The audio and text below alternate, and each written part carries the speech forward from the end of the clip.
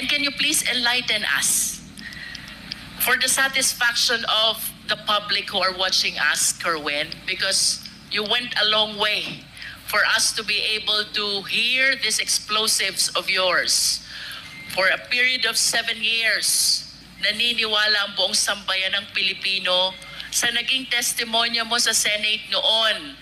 Now you are completely overturning all your statements. And we owe it to the Filipino people to explain and share what really happened according to your source during the raid and the killing of Mayor Espinosa on November 5, 2016 in Baybay, Leyte.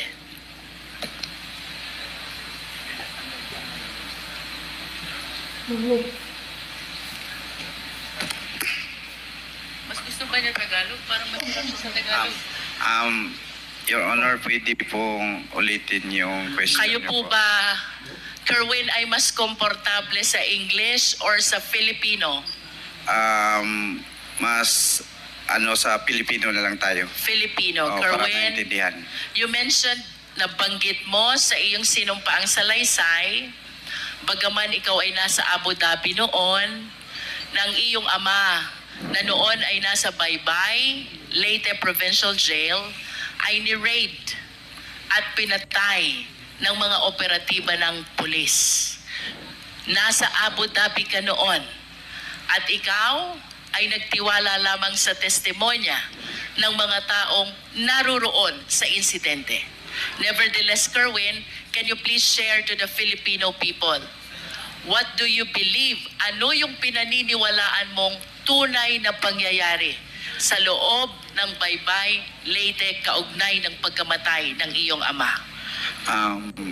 Naniwala ako doon sa mga nakapiit sa loob kasi sila ang nakakita at kitang-kita nila sa dalawang mata at narinig nila ang mga putukan. Kitang-kita nila from the very beginning, pagpasok sa selda ng aking ama. Kerwin, kung nakikilala mo itong mga taong tinukoy ng iyong mga source, maaari mo bang banggitin sino itong mga pulis na pumasok sa selda ng iyong ama? Sa sinabi ng aking source, ang pumasok doon si Leo Laraga. Leo Laraga, siya talaga ang kumitil sa buhay ng papa ko. Leo Laraga. Laraga. Can you please check if Leo Laraga is inside this hearing venue? Narito po ba siya? With the indulgence of, Mr. Chairman, with the indulgence of Congressman Luis Ro, Police Captain that time, Leo Laraga, is not present, no, in today's hearing, but for sure we will invite him in the next hearing. Thank you, Mr. Chair. Thank you. Bukod kay Leo Laraga, sino pa ang nalalaman mong kasama nitong mga nag-raid at nag-operate pumatay sa iyong ama? Si Colonel Marcos at si Sir Matera kasi mga kaibigan ko sila. Kerwin, regarding Colonel Marcos and Colonel Matera, if they are present in this hall, can you kindly point at them? Ituro mo sila kung sila'y naririto sa bulwagang ito. Colonel Marcos and Colonel Matera. Yan. Right. May we request the police officer raising his hand, to please identify himself for the record, Mr. Chair. Mr. Chair, Honorable Committee, I'm Police Colonel Marvin Marcos po. Thank you. How about Colonel Matera? Can you point at him?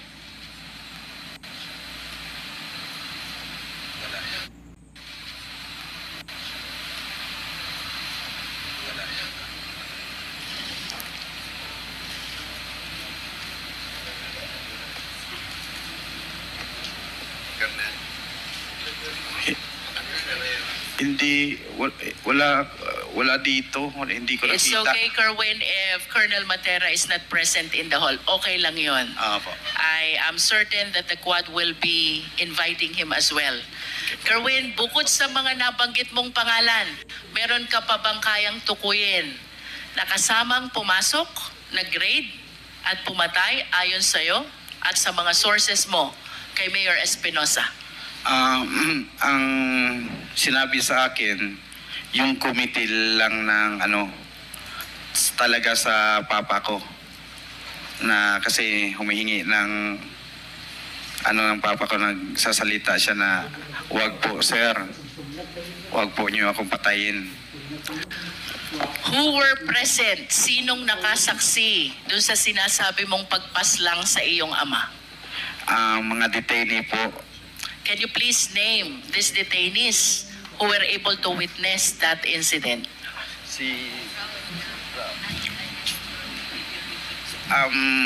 A certain Dondon na taga sa amin sa Albuera, at si Raul Yap na matay naman yun. Patay man si Raul Yap. At si Rubin, a certain Rubin, dalawa o tatlo sila, pero yung isa, tatlo yung ng daddy ko kasama niya sa selda, nag-a-assist sa kanya. Yung isa patay na po, namatay din kasama How yung about the daddy ko. other one who is he still living? The other one? Opo, Your Honor. What is his name? A certain Dondon. A certain Don Don. And can you please share with us, ano ho ba yung nalalaman yung pangyayari dito sa pagkamatay ng inyong ama? Pumasok, and then what happened next? Ang una nilang ginawa daw, sabi sa aking source, pinapilis the wall muna yung mga pulis. Can you please illustrate? Maaari mo bang ipakita sa amin paano ba yung face the wall so the Filipino people will understand? Dito ko lang po gawin sa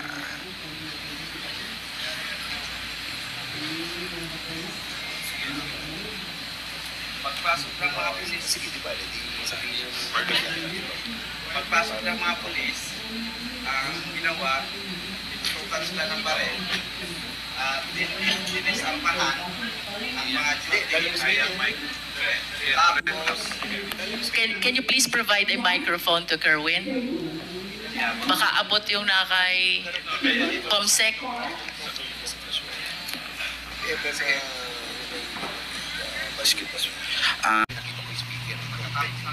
Sino yung sila na tinutukoy mo na pina-face the wall? mga duty po. Judy, na Opo. pina-face the wall. Oh. And then? Then, pinaluhod sila na sinabihan daw na huwag kayong titingin. You are referring to the jail guards. Yes. Yung bantay sa mga bilangguan. bantay. Opo. Pina-face the wall, pinaluhod, wag titingin, and then what happened next? Hinanap nila ang hard drive ng CCTV. Nung nakita na siguro nila, pinatay at binitbit yung hard drive ng CCTV. Can you please identify the name of the one who took the hard drive? Sino pong kumuha ng hard drive? Nakikilala niyo po ba ayon sa inyong source? Mga pulis daw kasamahan sa pag-raid ng Baybay. Please proceed. After taking the hard drive, ano pong sunod na nangyari? Kinuha yung susi sa selda. Tapos binuksan, dumiretso na pagpasok sa may pintuan pa yun bago yung selda ng papa ko. Parang main door siguro ng compound. Binuksan, tapos diretso na doon papunta sa selda ng papa ko. Tapos yung selda ng papa ko may kadina at padlock. Binuksan rin, kinuha yung susi noon, binuksan, tapos ang sabi walang salitang sinabi kundi ang papa ko lang ang narinig na nagsasalita. Sir, wag po, sir, wag niyo akong patayin. Diretso, putok na pum-pum. Tapos, yung katiwala niya, gustong yumakap sa kanya, na itry i-save siya, binaril din. Sino itong katiwalang Raul Yap. Raul Yap. Opo. Anong ginawa nitong pangatlo na kasama pa? Nakalublob sa ilalim ng tarima. Ano yung tarima? Yung higaan po, Your Honor.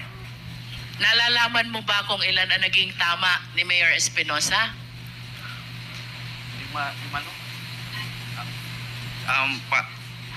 Hindi ako sure or more than five More than 5. bullets ang na tumama sa kanya. Kerwin, thank you for illustrating. You can go back to your chair. You confirm also, Kerwin, na ang raid at pagpasok dito sa Baybay, Leyte ay nag-ugat doon sa search warrant na ini-issue laban sa iyong ama. Tama ba yun? Opo, Your Honor. Nalalaman mo ba kung sino ang huwes na nag-issue ng search warrant? Kasi tatlong judge ang kinuna nila na mag-apply ng search warrant. Si Judge Argelies nag-refuse. At ang sabi ni Judge Argelies na ba't kailangan pang mag-serve ako na nyo ng search warrant nasa loob ng kulungan ang tao. Nag-refuse si Judge Argelies.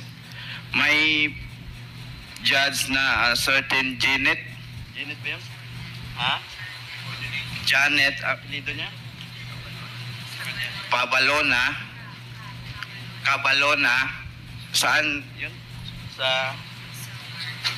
Doon sa Samar, yun ang nag-issue ng search warrant. Sa pagkakaalam ko, yung si Janet Cabalona ay parang relatives ng asawa ni Sir Laraga. Pwede, Mr. Chair, pwede magtanong? Sige. After perhaps we conclude the interpellation, Mr. Chair. Pagkatapos ni Congresswoman Jinky, bago tayo pumunta sa susunod na magtatanong, tsaka mo sabihin yan. Okay po. Mr. Chair, our resource speaker mentioned already the names of the judges. Some refused to issue the search warrant while there is one who indeed issued the search warrant. I just wish to manifest, Mr. Chair, that it is very unlikely in the practice of law that a search warrant is being issued to search a confined place, much more a detention facility. That is for the record, Mr. Chair. Kerwin, I'm leading to my third question. November 16, 2016, through the coordination with the Interpol, iniuwi ka dito sa Pilipinas. Pagdating sa airport, you were arrested at sinalubong ka ni Senator Bato. Bato de la Rosa. Nakikilala mo ba si Senator Bato? Siyempre. Bakit mo siya kilala? Matapang yun. Puro barilan-barilan ang hahamon sa TV ng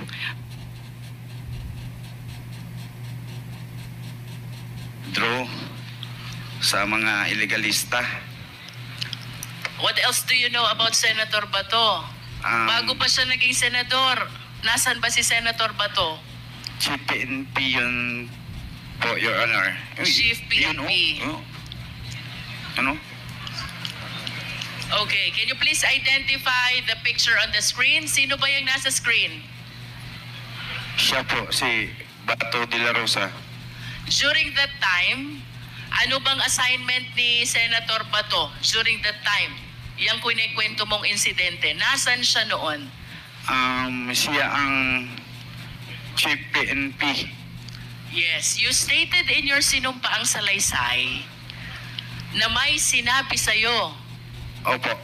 ang noon ay PNP Chief Bato Opo. na kailangan mong gawin kapalit ng iyong pagkakataon na mabuhay. Opo. Do you confirm this? Yes po. Can you please tell us, anong sinabi sa'yo ni Senator Bato? Sinabi niya sa akin, sumunod ka sa plano. Kung sumunod ka kung sino ang babanggitin mo para maligtas ang buhay mo. Kung ayaw mong sumunod, ikaw na ang susunod sa tatay mo or isa sa membro ng pamilya nyo. May mangyari na masama. You mentioned about plano. Can you tell us ano ba yung planong tinutukoy?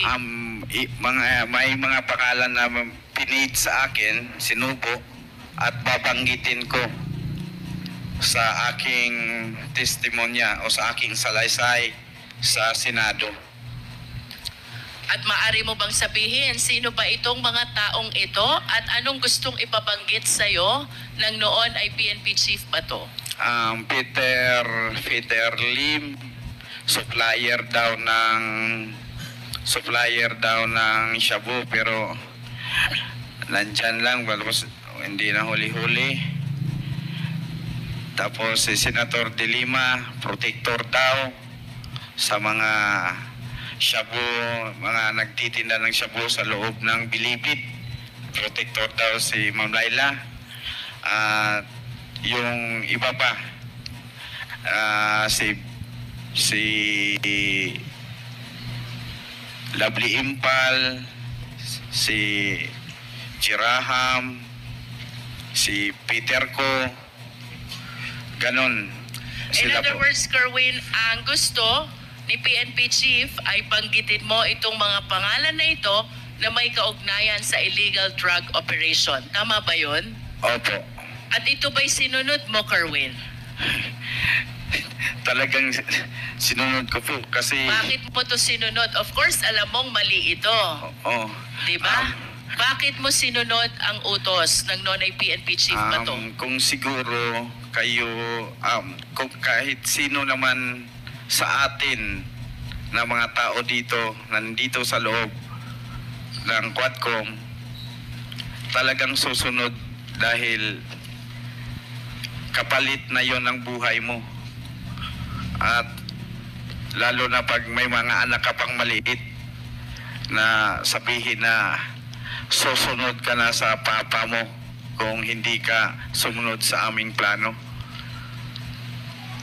Mr. Chair, I wish to make a manifestation that with respect to the raid of the house of the late Mayor Espinosa, which happened in August 2016, our resource speaker, sadly speaking, has no personal knowledge. So, taking from his statements that there were women who were guarding the house and even cleaned up the house, reason why they are certain that all the guns, explosives, and shabu were merely planted by the PNP operatives, I respectfully move, Mr. Chair, that we invite these women, and I hope Kerwin will be able to name who these women are in order to substantiate the testimony that Kerwin Espinosa has given to the Quadcom. Second, Mr. Chair, with respect to the raid and the killing incident of the late Mayor Espinosa in Baybay, Leyte, we are suffering from the same predicament because, as admitted by Kerwin, he was still in Abu Dhabi during the time. So, to determine the veracity of the information that he was able to receive from his sources, I respectfully move as well, Mr. Chair, that we invite the third inmate by the name Don Don, who was inside the cell of the late mayor when the killing incident happened.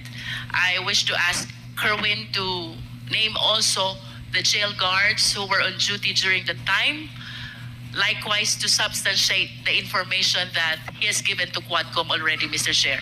So move, Mr. Chair. Okay, before I rule on the motion, tanungin ko lang muna si Mr. Espinosa. Sino-sino itong mga women na sinasabi mong ayon sa iyong salaysay, yung mga women na naglinis ng bahay ninyo? Landa, asawa ng barangay captain namin sa aming barangay. Ano lang yung full name nila kaya para ma-record. Landa Sumalhag. Okay. Sumalhag. Sumalhat. Okay.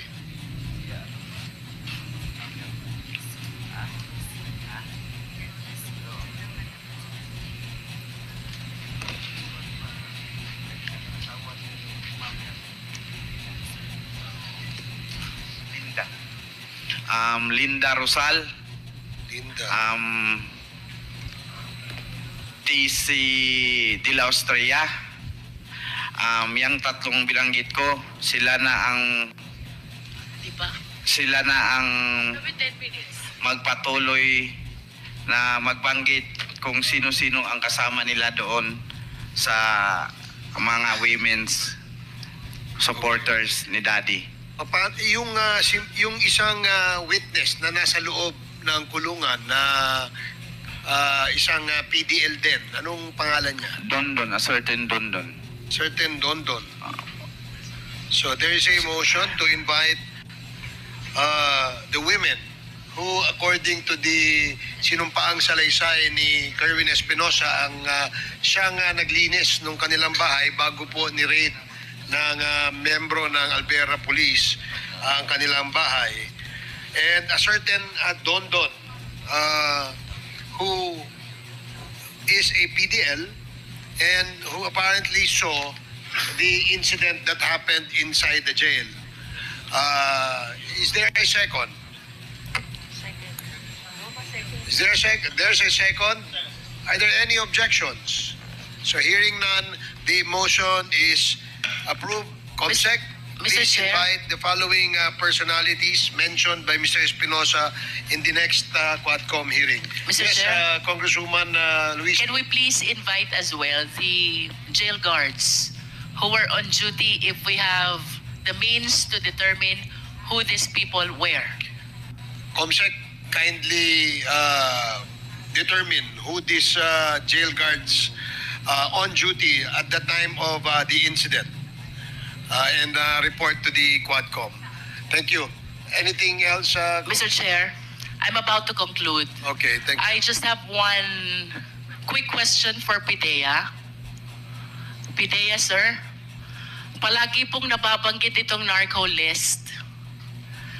Even from the time of the 3 Chinese drug lords to the time of PCSO Board Secretary Wesley Barayuga, and now we are confronted by the killing incident as alleged by Kerwin committed against Mayor Espinosa, who allegedly was included as well in the narco list.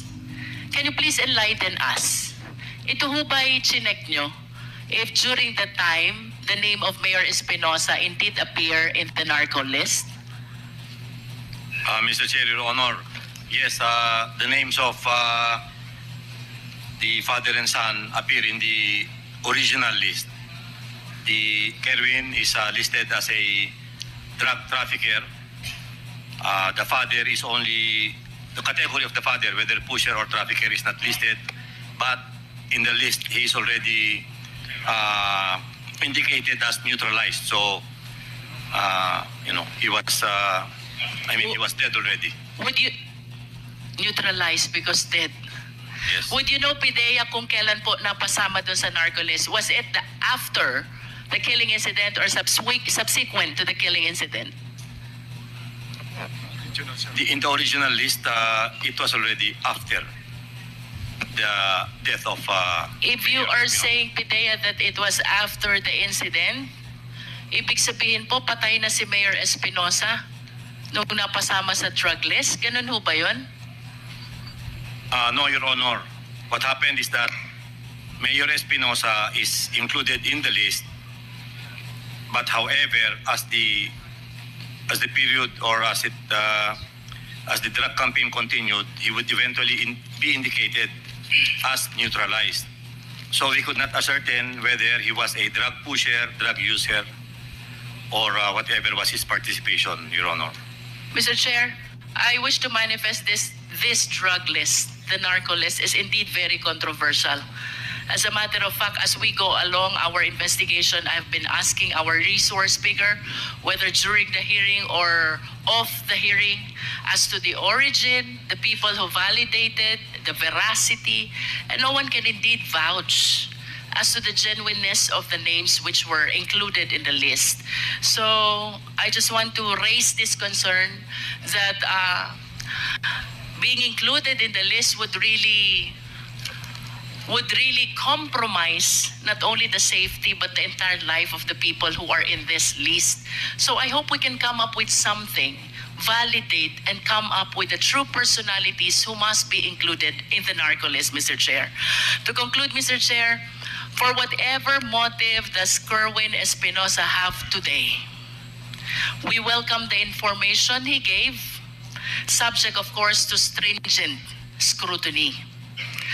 While recantation of testimony, samantalang ang pagbawi ng testimonya is frowned upon by the court. This will give us an opportunity to re-examine what really transpired relative to the raid on the house of Mayor Espinosa, the raid and killing against Mayor Espinosa which happened in Baybay Leyte, including the indictment and the incarceration of our resource speaker, and including those he named, which includes the former Senator Laila De Lima. It is clear, Mr. Chair, that the government continued the fight against illegal drugs, as it is indeed a menace to the Philippine society. But let us all be reminded, in a civil society like ours, we need to observe the rule of law. No less than the Philippine Constitution provides, Section 1, Article 3, no person shall be deprived of life, liberty, and property without due process of law. What happened to Kerwin and his father, if indeed true, is a complete violation of this constitutional guarantee. We laud the Quadcom, which includes this representation, in initiating the bill which criminalizes in a higher sense the extrajudicial killing. Mr. Chair, to conclude my interpellation, dahil nung nasa krami siya, si Kerwin, pinagbigay siya ng mensahe to certain personalities. Today, I wish to request Kerwin, can you please give your message para kay Laila De Lima, kay General Bato, at kay Presidente Duterte na lahat nabanggit mo kanina sa iyong testimonya? Una sa lahat, humingi ako ng kung ma'am, kung nagsubaybay ka ngayon sa hearing dito sa Quadcom, patawarin niyo po ako na nadala sa na uto-uto sa panahon na yon na idamay ka po na walang katotohanan naman, at ang picture na yon, nagkataon lang na pumasyal ang pamilya ko sa baybay at nagkita tayo at nagpa-picture ako. Yun ang ginawa nilang ebidensya, ma'am. Tapos ko sa kaloob-looban from my heart, I asked, sorry talaga po, ma'am. At kung ano mang plano mo sa ginawa kong pagbuhat-buhat o sala o kalambigitan sa droga o unsay imong buhaton, andam ko mo dawat, ma'am. Pero ang ako alang ihangyo, mangayo ko nimo pasaylo sa akong gibuhat. Kay na-pressure ragyod ko, ma'am. Naluoy ko sa akong mga anak, nagagmay pa kayo atong panahon na patay na akong papa o ako mamatay, mag-unsa na lang akong mga anak mong gibuhat na ko nga buhat-buhatan ka o magtumo-tumo o istorya kabahin sa kalambigitan sa droga.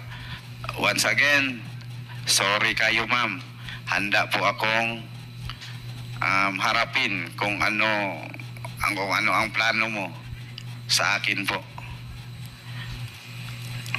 Mr. Chair, can we please have a translation of what he said? The last that I know, I'm the chair of the committee, but now I can become the translator and the interpreter. Ang sabi po ni Kerwin Espinosa, siya ho ay humihingi ng kapatawaran kay Senator Laila de Lima sa kanyang ginawang mga statement implicating her sa usapin tungkol sa droga at gumawa ng kwento, no? Gumawa sila ng kwento para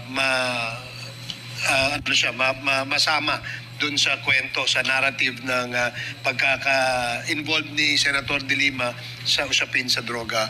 At sabi naman niya na handa rin siyang harapin kung ano man yung aksyon na gagawin ni Senator de Lima kay Kerwin Espinosa. Does that satisfy the good congresswoman from Batangas? I am totally not familiar with Visayan language. How about your message to Senator Bato? Sir, Bato de la Rosa, sana po magbago na tayo na iwasan natin na gumagawa lang ng senaryo dahil sa politika na masira ang isang tao kasi hindi kalyado natin. Iwasan na po natin at wag na natin gawin na pilitin na gumawa ng kwento para lang ma-pin down ang isang tao. Yun lang po ang bigay ko kay Senator De La Rosa na mensahe. At sa ating Pangulo noon ang ano ko lang kasi pinagbigyan ako na makapagbigay ng mensahe, Mr. Duterte, sana po i-validate niyo po bawat report na marinig mo sa iyong paligid na ganito, ganyan, si Fulano. I-validate nyo ng maigi para walang taong masaktan. Lalo na ngayon na tumakbo ka ng mayor, huwag kang magpasulsol sa mga nakapaligid sa iyo. Yun lang po. Last, Mr. Chair, I understand that your family went through a lot because of this incident. If your father is watching you right now, anong mensahe mo kay Mayor Espinosa? Ang mensahe ko kay Daddy,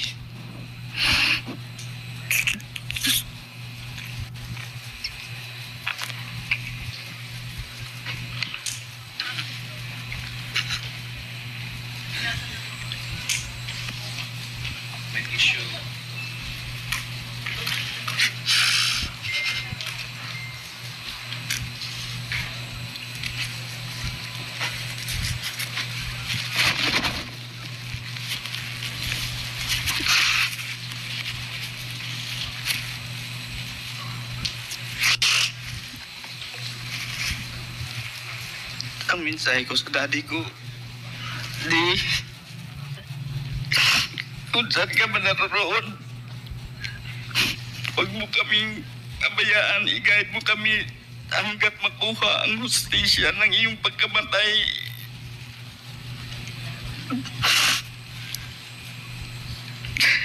Salamat sa lahat na pinadama mo sa amin nung ikaw ay nasa kapiling ka pa namin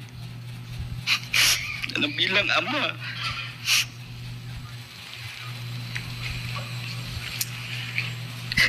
Basta di lahat gagawin namin ng mga anak mo na makamit ang hustisya ng iyong pagkamatay.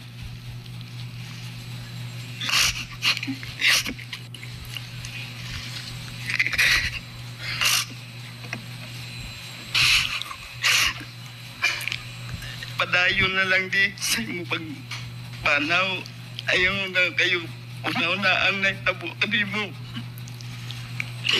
Kaya ako di anda mamatay para makuha lang yung justisya di mo.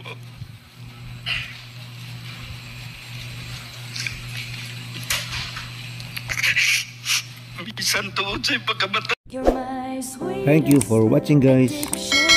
Just click on my YouTube channel, Al Johnny Rick